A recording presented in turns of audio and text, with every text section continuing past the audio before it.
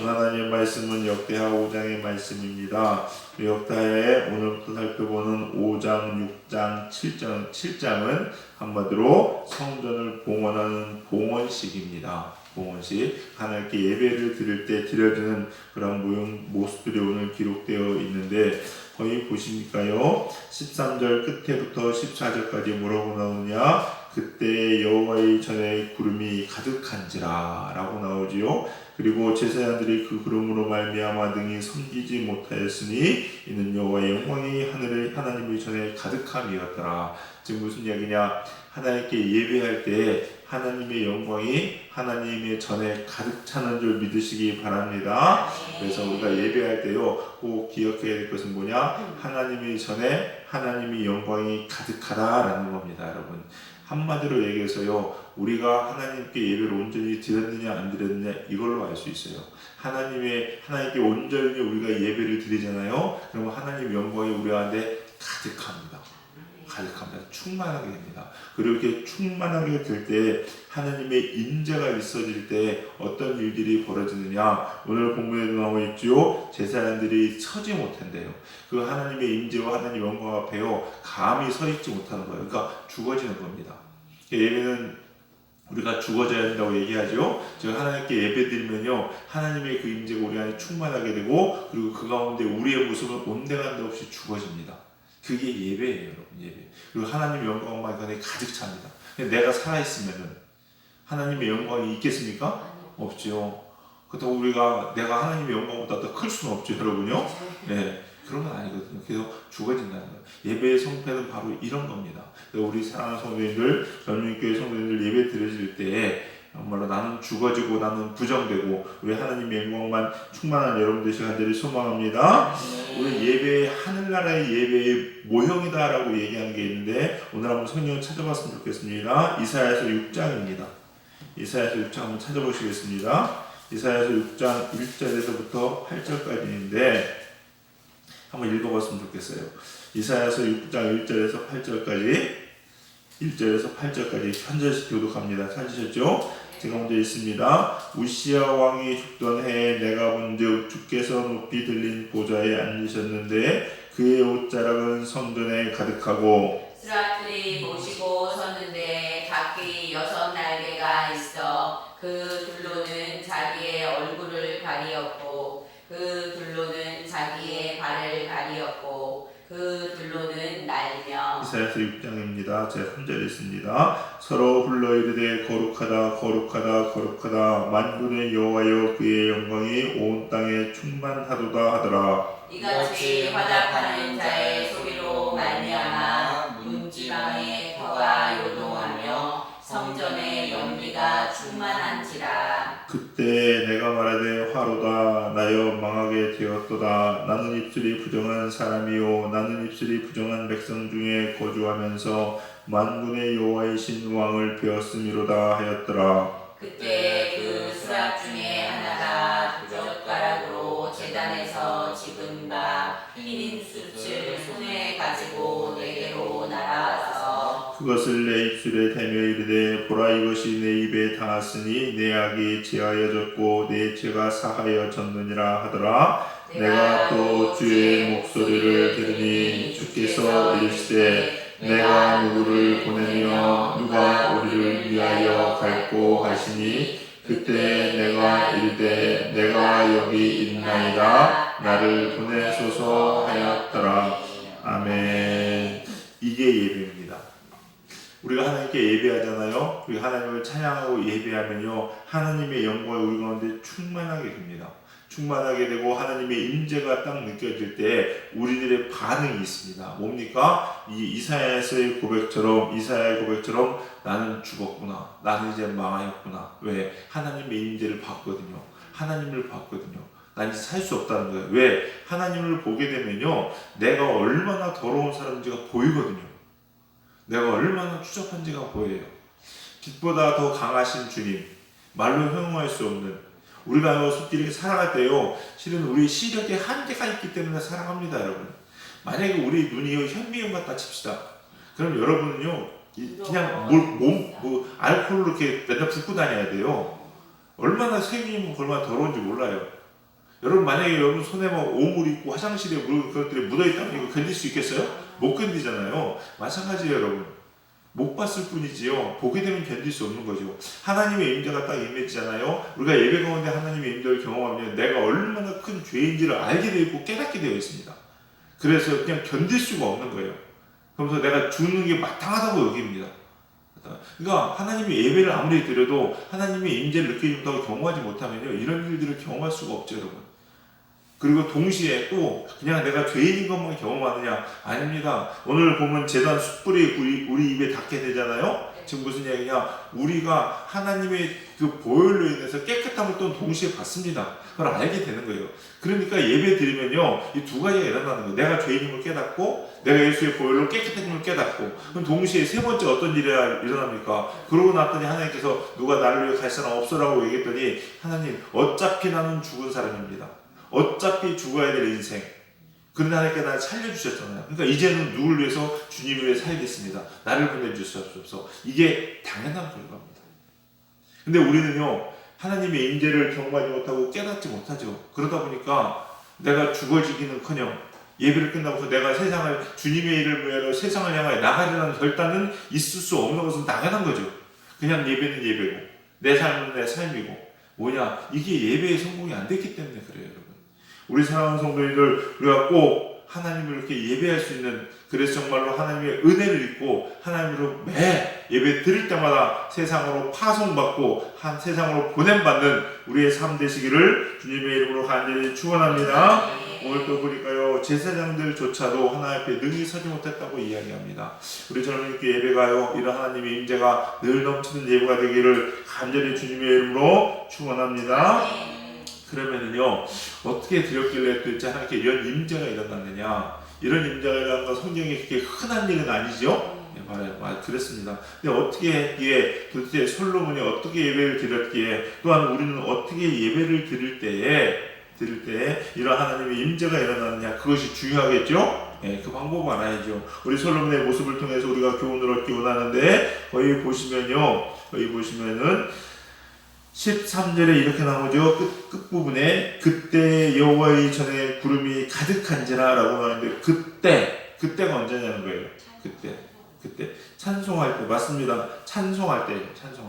근데 찬송을 어떻게 해야 될까요? 거기 보시니까요. 솔로몬이 예배를 드리기 위해서 준비하는 모습들이 나와 있는데 2절에 보니까 뭐라고 나왔냐? 솔로몬과 몇몇 사람만 예배하게 아니라 이스라엘 족장들을 다 예루살렘으로 소집하니라고 나와 있어요. 다 우리나라로 치면요, 뭐 서울에서 예배드리면요, 우리나라 전국에 있는 사람들 다 서울로 모으는 겁니다, 여러분. 그렇게 모였다는 거예요, 여러분. 또 3절을 보실까요? 3절 보시니까 일곱째 달 절기에 이스라엘 모든 사람이 다 왕에게로 모이고 전부 다 모였습니다.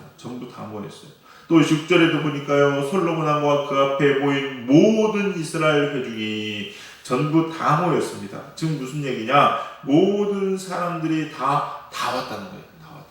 이건 뭘 얘기하겠습니까? 여러분의 삶으로 이야기하면요 여러분이 할 수 있는 모든 것을 다 동원해서 하나님께 얘기하는 겁니다. 하나님 앞에 내가 할 수 있는 최고의 것으로 주님 앞에 나아가는 겁니다. 여러분 이게 예배예요. 상황이 되면 예배하고 상황이 안 되면 예배할 수 없고 이거는 예배가 아닌 거예요. 항상 말씀드리지만요 오해하지 마시고 들으시기 바랍니다. 하나님의 거지가 아니죠 여러분요. 하나님은 거지가 아니에요. 하나님은요 뭔가 부족해서 우리한테 원하시는 분이 아닙니다 여러분. 더 주려고 하는 거예요. 더 주려고. 애를 키우다 보면 애가 있습니다. 근데 애가 과자를 막 먹어요.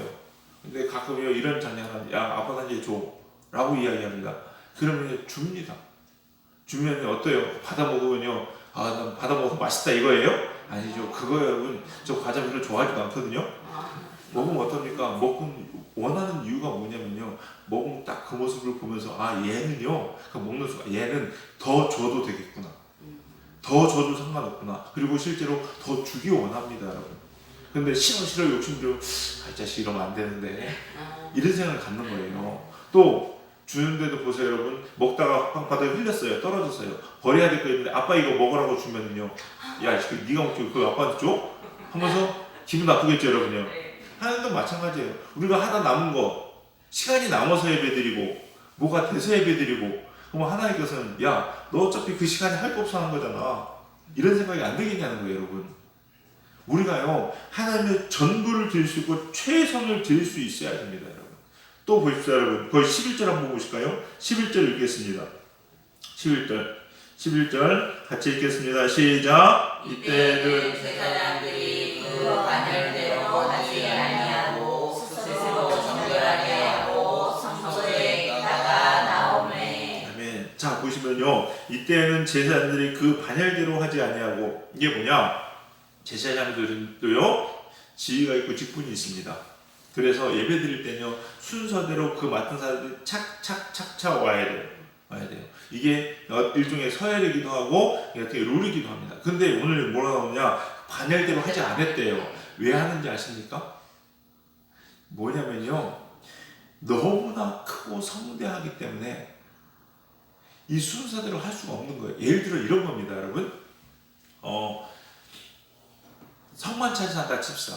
성만찬을 하는데, 뭐 예를 들어 부목사님 우리 교회에 있다고 생각해 보세요. 10명이 있어요. 10명이 부목사님이 10명 있는데, 또 예배를 드리고 성만찬을 하는데 그 앞에 이렇게 분병 분잔하시는 분들 계시죠? 예, 이런데 이것도 함부로 하는 게 아닙니다, 여러분. 이게 다 그 위에서부터 이렇게 정해져 내려와요. 그러니까 부목사님들 중에서 조금 이렇게 선임들이나 이런 분들이 먼저 서고 가운데 서고 하거든요. 서요. 그래서 10명 있는데 예를 들어 성도가 있으면은 분급하시는 분들이 한 6명만 필요하다 치면은 먼저 순서대로 할 거 아니에요? 근데 이게 사람이 너무 많으니까 이 10명 가지고 안 되는 거예요. 뭐 서열 따지고 할 게 없어요. 장로님도 불러 모아야 되고요. 누구도 불러 다 불러 모아야 되는 거예요. 이 얘기, 여러분 뭘 의미하느냐? 이 솔로몬이 드린 예배가 그냥 단순히 그냥 되는 사람들, 되는 선에서 했다는 게 아니에요. 너무나 크고 성대했기 때문에요, 모든 사람이 다 동시에 투입이 되어야 되는 상황이 됐다는 거예요. 그만큼 엄청난 예배였다는 겁니다, 여러분. 이 예배의 규모, 예배의 정성들, 또 하나님께 드린 예배의 이런 모양들을 단편적으로 표현하고 있는 게 바로 11절입니다, 여러분. 아, 그렇구나. 하나님의 임재가 있는 예배는요, 이렇게 드려지는 예배라는 거예요, 여러분. 예배라는 거예요. 감히 오늘도 보시면요, 그룹들과 그 재단들이 감당할 수 없다고 얘기 나오잖아요, 여러분요. 넘친다는 얘기예요, 여러분. 이렇게 예배 드릴 때 하나님의 임재가 넘치는 겁니다. 우리도 예배 드릴 때요, 하나님을 향해서 모든 최선의 것들을 다 드려야 돼요, 여러분. 이게 여러분 예배예요. 지금 그래서 옛날에 몇 차례 말씀드렸지만요, 주일날 예배 또 새벽기도를 위해서는 일찍 주무셔야 됩니다, 여러분. 토요일날 사람들 어떻게 합니까? 주말, 황금 같은 주말 밤새 놀고서요, 그래서 예배에 안 드릴 수 있는 게 나오잖아요. 거기에 하나님의 임재가 있겠냐는 거예요. 원래 예배들이, 어르신들은요, 우리 천조들은요, 예배 드릴 때요, 항상 거의 그랬습니다. 토요일날 일찍 주무세요. 토요일날 약속 왜 잡습니까? 내일 예배 드려야 되는데 일찍 주무세요. 그리고 아침에요, 새벽기도 시작해서 꼭 아침 목욕을 합니다. 싹 목욕하고 옷도 제일 좋은 옷으로 다려입고, 헌금도 어떻게 합니까? 다 다렸어요. 여러분, 다리는 게 지금 다리미가 아닙니다, 여러분. 저희 할머니 저 기억나는데 숯불에 숯을 달궈서 화로로요, 그거를 종이 깔고 종이 덮고 해가지고 그래 돌려가지고 옛날에 500원짜리 동전 그 지폐 다 다려가지고 그렇게 드렸어요, 여러분요. 그러니 하나님의 임재와 은혜가 있죠, 여러분. 하나님의 부어짐이 넘치는 거예요, 여러분. 뭐 다린다고 500원짜리 5,000원 되는 거 아니죠? 네, 그런 건 아니에요, 여러분. 그러나 하나님께 드리는 마음이었다는 거예요, 여러분. 모든 예배가 그래요. 우리가 예배에 나오기 위한 자세가 그래야 된다는 거죠, 여러분. 그럴 때 하나님의 임재가 우리 안에 넘치는 거예요. 그리고 그걸로 인해서 우리가 정말로 세워지고 변화된 사람이 될 수 있다는 겁니다. 우리 사랑하는 성도님들 늘 기억합시다. 내가 오늘 드리는 이 한 번의 예배를 성공하면 내 인생이 바뀝니다. 내 인생이 바뀌어요. 예배 한 번 성공하면요, 정말로 삶이 바뀝니다. 삶이 바뀌어요. 그래서 예배의 성공자는 인생의 성공자가 된다고 많은 목사님들과 기도한 사람은 누누이 이야기합니다. 우리 사랑하는 성도님들, 이런 예배의 성공자가 됩시다. 또 우리 젊은이 교회 예배는요, 늘 이런 예배가 됐으면 좋겠어요. 하나님의 임재가 넘치는, 그래서 예배드리는 가운데의 모습을 보고 하나님의 은혜를 체험하고 저 오늘 나갈 때는 내가 주님을 위하여 이 세상에 파송받는구나라는 마음으로 정말 십자가의 군대가 나가는 그런 예배를 드릴 수 있는 저와 여러분이 되시기를 주님의 이름으로 간절히 축원합니다. 기도하시겠습니다. 사랑과 풍성하신 주님 감사합니다. 우리 부족한 이 죄인들을 하나님 앞에서 예배할 수 있는 예배를 택하여 주시옵시고 주님 앞에 나올 수 있도록 허락하여 주시니 주님 감사합니다. 예배 가운데 우리가 하나님을 만나는 영광 있게 하여 주시옵시고 우리의 모습을 보며 우리 가운데 우리의 부족한 것들이 다 죽어지는 귀한 예배, 그래서 예배를 드리고 나갈 때는 주님을 위하여서 내가 달려나가는 십자가의 군대가 되어 나가는 살아있는 예배를 드리는 우리 사랑하는 젊은 교회와 성도님들 될 수 있도록 축복하시고 인도하여 주시옵소서. 그래서 하나님 우리의 삶이 주님을 예배하는 삶이요 주님의 뜻을 이루어가는 귀한 예배자의 삶을 살 수 있도록 신령과 진정으로 몸과 마음과 정성을 다하여 하나님께 예배드리는 예배자들 될 수 있도록 인도하여 주시옵소서. 오늘 또 이 새벽에 주님 앞에 나와 예배하며 주 앞에 간절히 간구하는 기도의 제목들을 주님께서 들으시고 응답하여 주시옵기를 간절히 소망합니다. 하늘 문을 여시고 하늘의 신령한 은혜와 원사를 부어 주시옵소서. 성령 충만한 귀한 시간 될 수 있도록 이끄시고 인도하여 주시옵소서. 감사드리며 모든 말씀 예수님의 이름으로 기도드렸사옵나이다. 아멘.